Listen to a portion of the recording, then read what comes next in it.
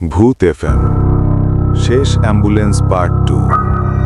যে অ্যাম্বুলেন্স দেখা যায় না। শুভরাত্রি।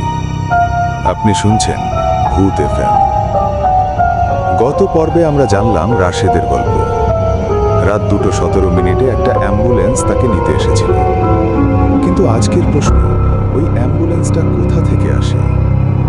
রাশেদের মৃত্যুর পর এক সাংবাদিক, নাম তার ইমরান, এই ঘটনাটা তদন্ত শুরু করে। কারণ একটা জিনিস তার মাথায় ঘুরছিল, সিসিটিভিতে অ্যাম্বুলেন্স নেই, তাহলে রাশেদ দেখল কি?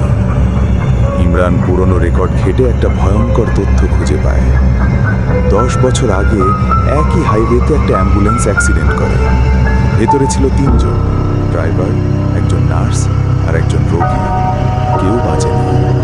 লোকাল মানুষ বলে সেই রাতেও সময় ছিল 2:17।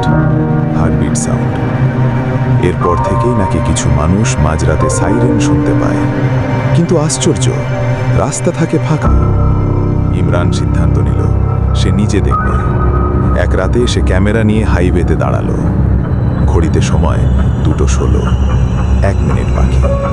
হঠাৎ বাতাস ঠান্ডা হয়ে গেল। বাতাসের শব্দ। তারপর দূর থেকে একটা সাইরেন, ধীরে ধীরে জোরে হচ্ছে। একটা অ্যাম্বুলেন্স এসে ঠিক তার সামনে থামল। কিন্তু কোনো হেডলাইট নেই, নাম্বার প্লেট নেই। ড্রাইভার ধীরে জানালা নামালো। তার চোখ দুটো অদ্ভুত ফাঁকা। সে বলল, আজ আপনার পালা। ইমরানের শরীর জমে গেল। সে পেছাতে চাইল, কিন্তু পা নড়ছে না। অ্যাম্বুলেন্সের দরজা নিজে নিজেই খুলে গেল। ভেতর থেকে ঠান্ডা বাতাস। স্ট্রেচারের ওপর একটা ঢাকা শরীর। চাদরের নিচ থেকে ধীরে ধীরে একটা হাত বেরোলো, আর সেই হাত ইমরানের দিকে ইশারা করল। আপনি শুনছিলেন ভূত এফএম।